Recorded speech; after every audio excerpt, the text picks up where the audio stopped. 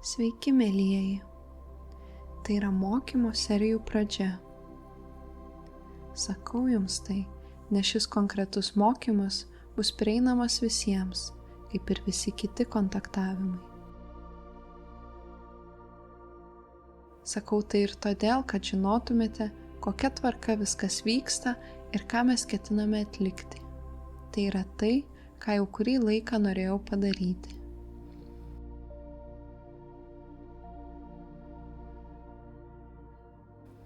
Noriu papasakoti jums vieną istoriją. Kai kurie iš jūsų, kurie su manimi buvo nuo labai seniai ir pažįsta energiją, kurią atstovauju, žino, kad iš tiesų myliu žmoniją. Ir kaip minėjau, ne veltui šioje planetoje kažkas vyksta. Tai yra įvykiai, kurie visada turėjo potencialą, mielieji. Visada buvo priežastis, dėl kurios aš esu čia. Aš esu čia ir perduodu jums kupinas meilės žinutes, ne tik tokias, kurios suteikia viltį, bet ir tokias žinutes, kurios byloja, jog yra kažkas, ko yra tikimasi. Ir tai jau yra čia. Šis dalykas vadinamas sąmonės evoliucija. Sąmonės evoliucija lems jūsų sielos evoliuciją, evoliucija to, ką gebate daryti ir kaip jaučiatės. Taip pat lems planetos pokyčius. Metų metus mes jums sakome, kad vyksta jūsų sąmonės evoliucija. Sąmonės, kuri taps labiau kilniaširdiška, sąmonės, kuri ilgainiui pakeis beveik viską, ką ir kaip jūs darote. Ši sąmonė susijusi su dar kai kuo, su reakcija. Reakcija tų, kurie to nenori, kurie šviesą šioje planetoje laiko kažkuo siaubingo ir baisiu, nes jis sutrikdys viską, ką jie daro. Tai tie, kurie yra įsitvirtinę tamsioje sąmonėje, neišsivysčiusioje sąmonėje, sugedusioje ir negatyvioje sąmonėje. Tai tuo pačiu yra ir visi kiti dalykai, kurie galima sakyti buvo žmonijos sąmonės dalis jau daugelį metų.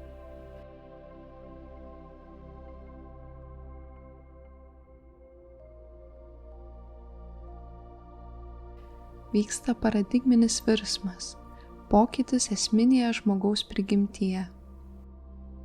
Jūs pagalvojate, ar tai įmanoma? Jūs jau tai matote. Pažvelgę į tai, kas vyksta planetoje šiuo metu, pamatysite dvi reakcijas, iš esmės žmonių požiūrio poliarizacija. Tie, kurie jau buvo pradėję busti kaip senos sielos ir tikėjosi permainų. Šie apsidairę sakys pagaliau, tai jau čia, aš tai atpažįstu, aš esu to dalis. Padarysiu viską, ką galiu, kad galėčiau sužinoti ir išmokti daugiau. Kita reakcija tai tų, kurie pabunda ir to bijo. Kadangi tai regis sužadina seną energiją ir netgi galbūt sukėlė karą, kurį, kaip manėte, jau buvote užbaigę. Tai gąsdina. Tai gąsdina daugelį sričių tuos, kurie nori įtvirtinti savo žmogaus teises, kad jie yra svarbus ir stebi, kaip atstumiami tie pamatiniai principai, kurie, galima sakyti, yra tokie akivaizdūs, kad jūs esate verti būti čia ir būti gerbiami. Atsiranda tokių, kurie jūs atstumia ir sako ne, jūs to negalite, dėl to ar ano, dėl to, kad visuomenė to nepripažįsta, o gal net dėl to, kad dvasinė sistema to neleidžia. Štai tada susimastote apie dvasinę sistemą ar net visuomenės taisyklės ir jūs pradedate užduoti klausimus, kurie niekada anksčiau nebuvo užduoti. O jei ir buvo užduoti, tai labai tyliai. Kyla klausimas, ar tai teisinga? Galbūt turėtų būti kažkas didesnio, apie ką man nebuvo pasakyta. Ar ne laikas visiems mąstyti kitaip, o saulė išlysti ir nušviesti žmogaus prigimtį ir pačią žmoniją kažkuo nauju? iš tiesų, tai yra nauja ir tai ateina su naujomis nuostatomis ir naujais dalykais. Netgi norėčiau nueiti taip toli ir pasakyti štai ką. Tai ateina su naujomis priemonėmis, evoliucinėmis priemonėmis. Jūs pamatysite, kad to moko šių dienų mokytojai, naujų būdų, kaip dera elgtis. Šis konkretus kontaktavimas ir apžvalga, jei jau girdėjote mane anksčiau. Jei dar negirdėjote, tai gali būti ne tik apžvalga, tai gali jūs nustebinti, tai gali būti kontroversiška, nes aš jums pateiksiu pirmąją priemonę. Yra daug įvairių priemonių, yra 12 pagrindinių, iš kurių ketinu pristatyti bent 8. Ir yra tokių, kurias pirmiausia reikia atpažinti, kad paskui galėtumėte tobulėti ir suprasti kitas. 12 ratas visai neilgai trukus nuves jūs į naują kambarį, kuriame tos priemonės bus sudėtos ir paruoštos, kad galėtumėte jas pasiimti ir paaiškinti jas dar geriau nei aš dabar.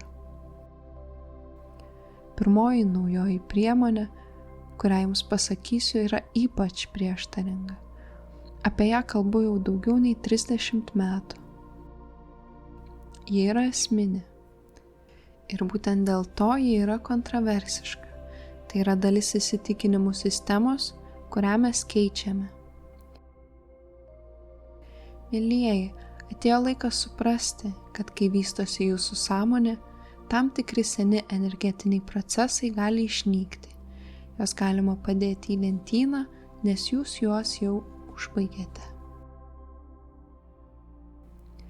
Ir vienas iš jų yra karma. Taip, išgirdote teisingai. Kas yra karma? Aš jau esu jums tai sakęs anksčiau. Tai energija, esanti jumyse, pagrįsta jūsų praeitimi ir jūsų protėvių praeitimi, kartais pagrįsta net jūsų kultūrinė praeitimi, kuri pastūmėjo jūs daryti tam tikrus dalykus. Tai labai paprasta pamatyti, kai patenkate į rajonus, kur policininkų vaikai tampa policininkais, o jų vaikai vėl policininkais ir visas rajonas tuo garsėja, arba gaisrininkais, gydytojais ar slaugytojais. Tai karmiška ir vaikai tai jaučia augdami. Tiesiog natūraliai vėl to siekia, nes jie tokie buvo anksčiau. O karminė šeima yra tai, kas šį procesą puoselėja. Labai įdomus dalykas yra stebėti karmą. Karma taip pat reiškia nebaigtą darbą, ne tik energijos tęsinį, bet kažką, ko galbūt nebaigėte pirmą kartą, atėjote į šią planetą ir esate pastumėtas į vietą, kuri padės jums tai užbaigti. Senojoje energijoje karma turi pagrindą, nes ji natūraliai, intuityviai stumia ar įtraukia jūs į vietas, kuriuose galbūt turite būti, kad jums įvyktų tai, ko jums reikia. Ir staiga evoliucionavusi sąmonė paleidžia viską, kas gali jūs kur nors stumti ar įtraukti ir visiškai atiduoda atsakomybę jums, nesikišant jokiai kitai energijai.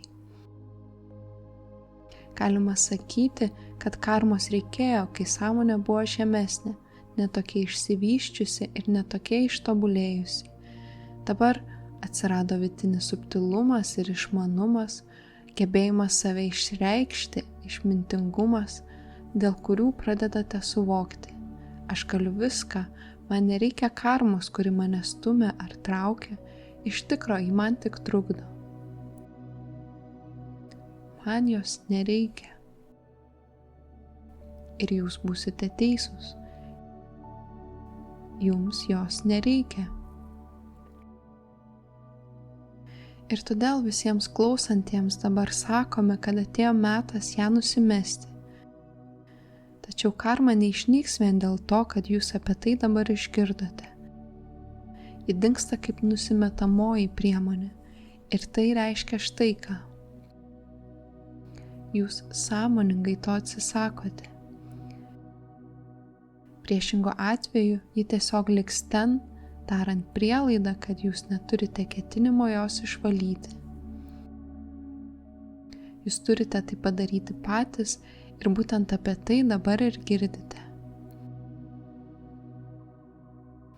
Kartais, mėlyjeji, pats pabudimas šiai naujai energijai, pats pripažinimas, kas jūs esate ir savaime vykstantis vystimasis automatiškai ją išvalo ir ji dingsta. Tuomet jūs suvokėte, manęs nebestums ir niekur neįtrauks jokia praeities patirtis, nes tai yra naujas aš. Ši mano siela atėjo nušvitusi ir mano kelias yra mano paties ir aš kursiu tai, ką noriu, nesikišant karmos energijai. Ir tada ji išnyksta.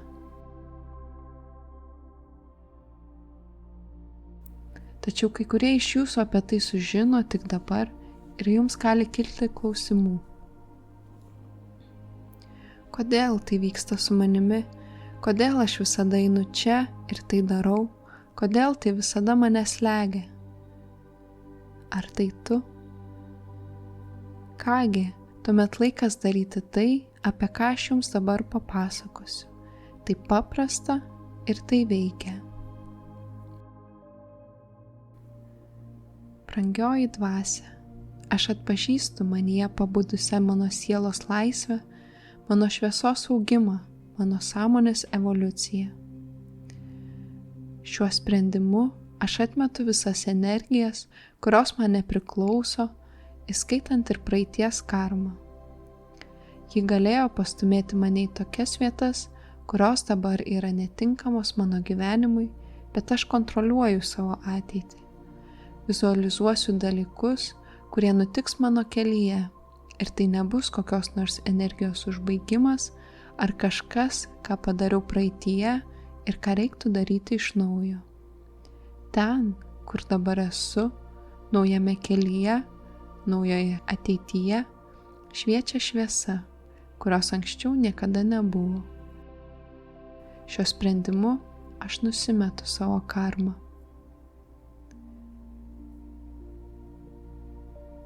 O argi tai taip paprasta? Tikrai taip, nes ta energija įsiklausys į tavyje, sena siela, glūdinti viešpatavimą. Jūs nieko neprašote, jūs tai pareiškiate kaip padėties šeimininkas ir tai įvyksta. Apie šią naująją priemonę plačiau pakalbėsime dar šiek tiek vėliau. Supraskite savo kaip padėties šeimininko galią, mylieji. Tai priklauso jums. Tai yra jūsų dalis.